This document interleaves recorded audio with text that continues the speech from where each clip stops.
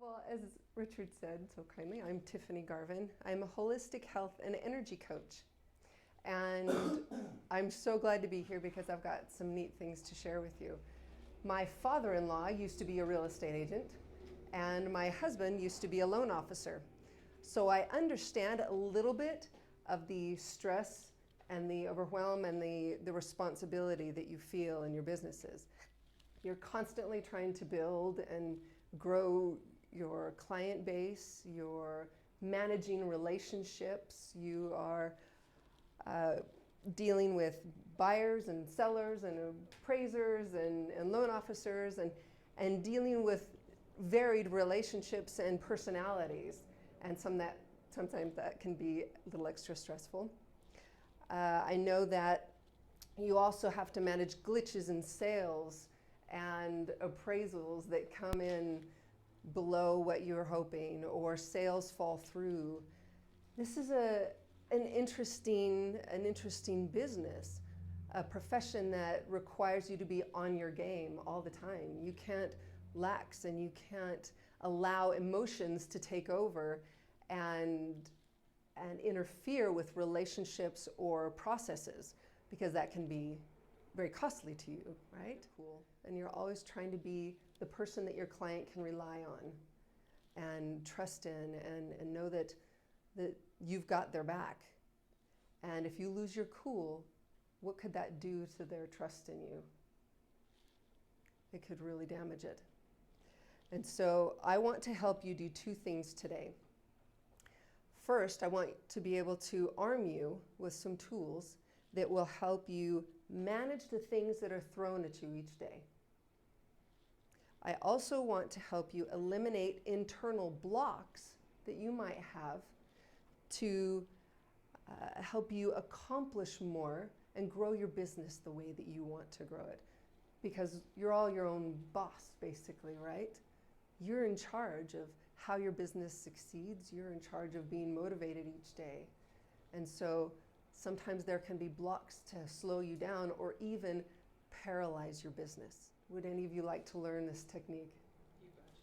All right, all right. We're going to tap in to the power of your mind today. There are stories that we've heard a lot of athletes visualizing their sport. My brother Shane used to pole vault, and so he would always sit and visualize the hold, the run, the lift, every step of it he would visualize until he got really good at being a pole vaulter. So it's a very powerful tool.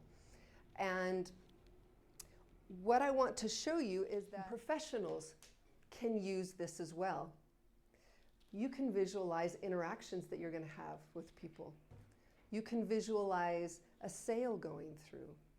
You can visualize how you approach any kind of situation, because as you experience interactions with different people, with all these appraisers and loan officers and clients, aren't there some who might stress you out more than others? Or Lenders. a lot of different situations of people that you have to deal with. You can't get around it. And you want to be your best when you do finally get hold of them, right? And so you can use your mind to shift not only your perspective on things, but also program your physiology, like we learned with the athletes and visualizing. And so I'm going to share with you a way to use this ability quickly. Because I don't know about you, but I don't have several hours to put toward visualizing something, even though I do it here and there. But you're busy, right? And especially if you get a call, you've got to jump and move on and move forward and help somebody. And so in the moment, picture this. You're in the car with you've got that loan officer on the phone finally, and he's telling you about problems with the loan on a big deal that you're excited about, and it's going to devastate the client. Or first thing in the morning, you find out that a client you've been working with chose somebody else to work with. Or you're on the phone with finding out an appraisal came in $20,000 less than it needed to pass for the loan, right? These can be devastating. But what if you're doing all this and then you're expected to sit down with your child and help them with your homework? That's the toughest thing. Right. You've got to gather yourself immediately. You can relate. Bad news, wanting to help your child with something. There's got to be something in between. You've got to have a tool to help you shift gears quickly and not just do what we've been trained to do. Right? Society has told us you can't be emotional. Right. You can't feel your feelings. So we squash them down or we just shove them aside. It doesn't work. They will manifest themselves in another way. There you go. Wouldn't it be nice to be able to hit the reset button? Yes. Right? And be able to jump in and be you, the clear you, the loving you, the one that can be attentive and peaceful and calm and patient with the math that they're bringing home or that difficult science fair project that they need your help with. You need to be able to be fully present and unburdened. So here's a quick tool. When you're in that moment, feeling those emotions, what I want you to do is follow 3 steps. Okay, can you follow 3? First one, pause and acknowledge the feeling. It'll only take a second. Second, say in your mind the word release. And third, check in and see if you need to repeat it. See how much the intensities calm down and if you're ready to jump back in or if you need to repeat it again. Say release and take a breath. All right? It really is that simple. You can release that feeling, get back to being you, and what's great about it is that it actually does eliminate that emotion. It doesn't get shoved down. Yep. Okay. What's also great about this is that it can be used proactively.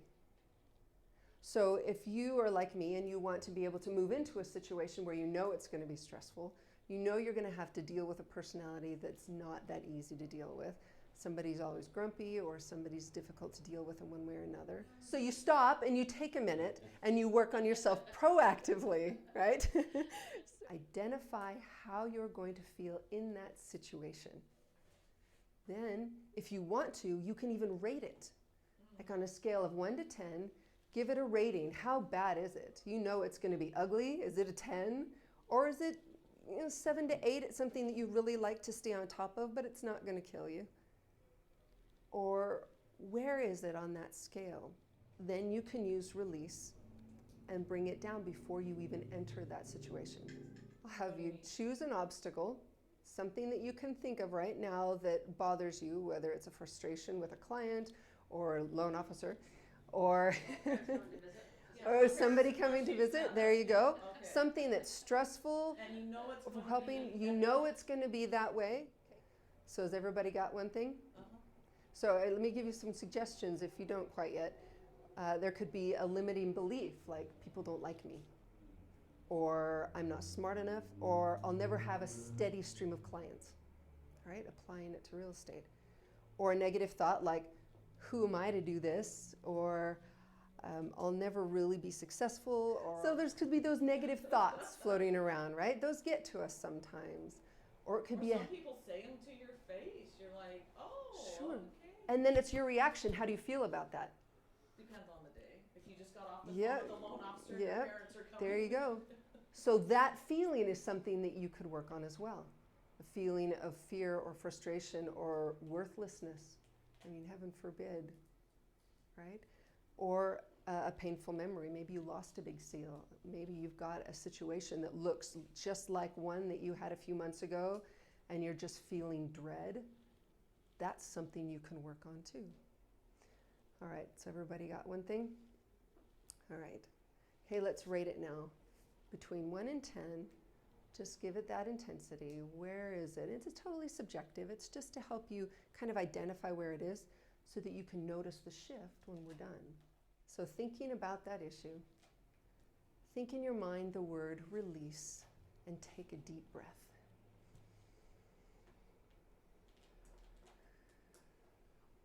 Okay, say release again and take a nice deep breath. Just feel that intensity coming down. Okay. One more time. Say release and breathe it all the way out. See that coming down to a 0 if you can. All right? So this is something that you can do by yourself anytime. You can take the time like this, or you can do that 1 minute meditation when you don't have time to sit and think and rate and do all the details. So where are we? Were you willing to share? Where was your number? It came down to a 2? Where was it before? An 8. Wonderful. Wonderful. How does that feel? Feels okay. It doesn't make it disappear. No.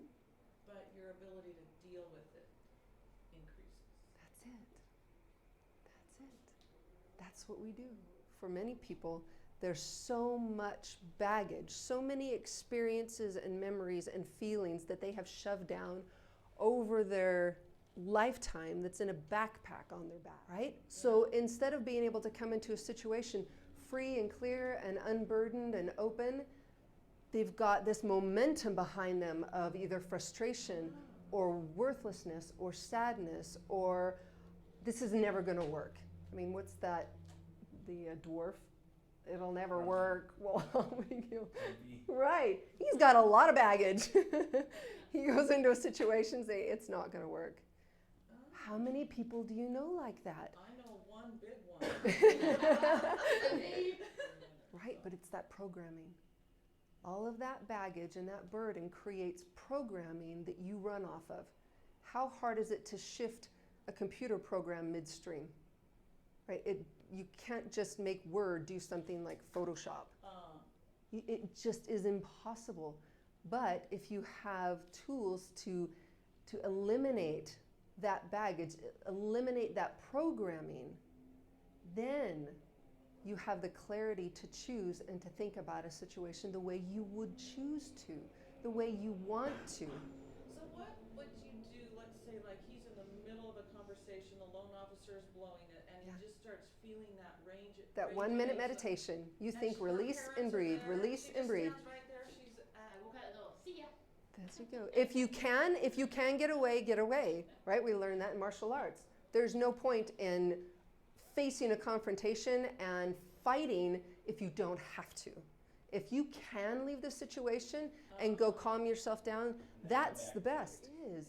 If you have the clarity and the peace and the confidence in you to be able to approach them and very kindly and sympathetically say, this is what's going on, and they can still feel you steady, that's awesome. But there are a lot of us who are affected more by that emotion. They're affected more by that worry and thinking, well, now we start telling ourselves stories. Oh, they're going to be so upset. They're going to be mad at me. They're going to fire me. They're going to do something. Something bad's going to happen. You know, what these stories that we tell ourselves. So thank you for letting me share this with you. It's a great tool. You can use it anywhere, anytime.